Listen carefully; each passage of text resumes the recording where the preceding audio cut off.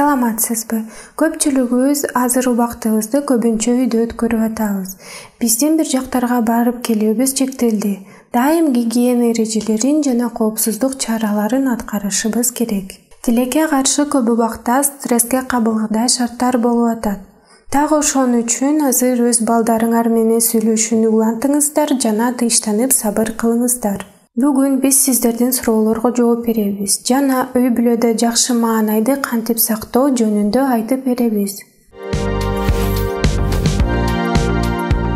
Саламатсызбы? Азыркы учурда баарыбыз таптакыр бош болуп калдык. Өзгөчө балдарыбыз режимдер бузулуп, ушул азыркы шартта эмне менен алек болсок болот? Өзүңүз жана балдарыңыз үчүн шартка жараша өзгөртө койгудай, бирок иреттүү күн тартибин түзүңүз. Анда ар түрдүү милдеттер менен бирге бош убакыт да болсун. Ошондо балдар өзүн көбүрөөк коопсуз сезет жана өзүн жакшыраак алып жүрөт. Күндү кандай өткөрүүнү балдарыңар менен бир пландаштырсаңыз эң сонун болмок. Алардын сунуштарын окула жана аларга абдан көңүл бургула. Сөзсүз түрдө планга кыймылдуу көнүгүүлөр үчүн зарядканы кошкула. Бул стрессти жеңгенге жардам берет, ошондой эле баланын энергиясын пайдалуу нукка салат. Жаңы милдеттерди жана жүрүш-туруш эрежелерин ойлоп тапкыла. Мисалы, балаңызга коопсуз аралыкты сактаганды үйрөтүңүз. Ар бир кечте балдарыңыз менен өткөн күн тууралуу ойлонуп, бүгүн силерде болгон жакшы көз ирмемден жок деген бирди эстегиле. Көп болсо андан да жакшы. Бири-бириңерди мактагыла. Акыркы убакта мени майда ураттын баары эле кызыгып отурган болду. Ачымды балдарыман чыгарып албайын деп корком. Кандай гана болбосун жакшы маанайды кантип сактаса болот? Албетте, шарт башкарууга баш ийбей баратканда маанайды жакшы бойдон сактоо кыйын. Чыдабай кыйкыргыңыз келип атабы? Өзүңүзгө 10 секундка тыныгуу бериңиз. Шашпай, жай 5 жолу дем алып, жай дем чыгарыңыз. Эми сабырдуураак мамиле кылууга аракеттениңиз. Миллиондогон ата-энелер бул абдан жакшы жардам берет дешет. Анын үстүнө ата-энелер балдарга муну токтот, андай кылба, мындай сүйлөбө дешет. Бирок балаңыз сиздин өтүнүчүңүздү аткарышын кааласаңыз, жайдары маанайда жагымдуу сөздөр менен айткан жакшы болот. Андан сырткары, алар өзүн жакшы алып жүргөнү үчүн көбүрөөк мактап туруш керек. Ал аткарчу нерселерди балага айтканда жагымдуу сөздөрдү пайдаланыңыз. Мисалы, буюмдарыңды чачпа деген буйруктун ордуна өтүнөм, буюмдарыңды жыйнап койчу деңиз. Баары сиздин мамиледен көз каранды. Баланын көңүлүн бурдуруу үчүн ага атын айтып кайрылыңыз. Жайдары үн менен сүйлөңүз.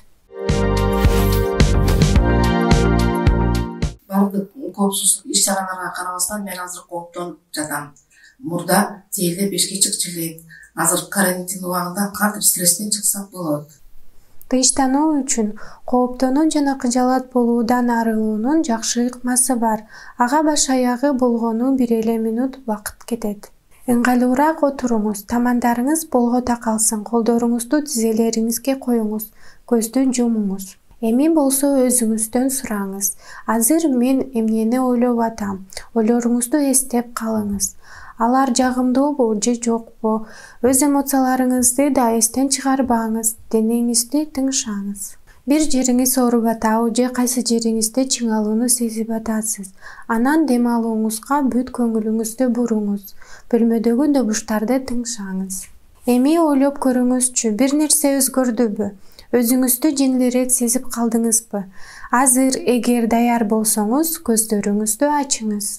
Балдарыңыз менен сабырдуу болуп, алар сизге өз сезимдерин айтып, эмнеге кабатыр болгонун бөлүшкөндө угуңуз. Сиз бул көнүгүүнү балдарыңыз менен деле жасасаңыз болот. Саламатсызбы? Бала өзүн начар алып жүрсө, укпаса эмне кылуу керек? Бардык эле балдар тентектик кылат. Алар чарчагандан, ачка болгондон, бирдемеден корккондон ошентет же эркин көз карандысыз болууну үйрөнүп аткандыр.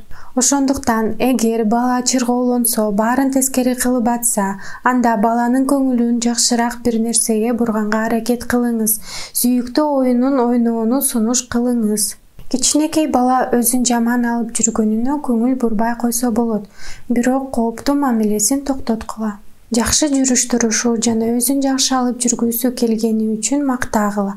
Үй бүлөңүздө баары бул эрежелерге баш ийгидей кылыңыз. Өспүрүмдөргө азыр өз курдаштары менен баарылашуу өзгөчө жетпей калышы мүмкүн. Ошондуктан аларга достору менен байланышын сактап калууга жардам бериңиз. Мисалы, социалдык тармактар аркылуу. Бала сиздин камкордугуңузду баалап, ыраазы болот. Кичүү балама жөн эшикке чыга бергенге, тайта-тайнесиникине жөн барганга, болбойт экенин түшүндүрүү күндөн күнгө оор болуп баратат. Ал эми чоң балам эртеден кечке гаджетте ойнойт. Буларды кантип аластышты билбей калдым. Мага кандай кеңеш бере аласыздар? Ар бир балаңызга убакыт бөлүңүз. Анын менен баарылашып атканда телефон менен телевизорду өчүрүп салыңыз. Анан балаңыздан эмнени кылгысы келгенин сураңыз. Тандоого укугу бар болсо, бала өзүнө өзү ишенимдүүрөөк болот. Эгер бала 3 жашка да чыга элек болсо, чогуу эмне кылса болот?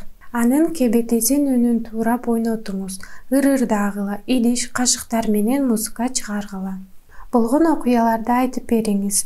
Чогуу китеп окуп, кооз сүрөттөрдү бирге көргүлө. Улуураак балдар жана үй бүлө менен китептерди бирге окуп, же үй бүлөлүк сүрөттөрдү көрүүнү сунуш кылам. Сабак окуганга жардам бергиле. Үйдөгү иштердин баарын бирге жасагыла. Үй тазалоо же тамак жасоо үчүн оюн ойлоп тапкыла. Өспүрүмдөр менен болсо, аларга жаккан нерселер, мисалы, спорт, музыка, телекөрсөтүү, атактуу адамдар, достору тууралуу сүйлөшсө болот. Балдарыңарды уккула, аларды карагыла, бүт көңүлүңөрдү толугу менен ошолорго бургула. Анан алар менен бирге көңүлүңөрдү ачкыла.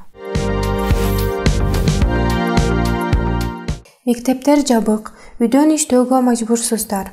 Ошондой эле көпчүлүк өз финансылык абалы үчүн кооптонуп атат. Ошондуктан стресс жана чыңалуу бул болуп аткан окуяларга жасалган туура реакция. Бирок бул жакындарыңар менен чогуу убакыт өткөргүдө эң сонун мезгил экенин да ойлогула жана балдар менен байланыш түзгөнгө сонун убакыт. Бардык энергияны жакшы нукка бургула, өзүңөрдү карагыла, үйдө болгула жана ден соолугуңар чың болсун.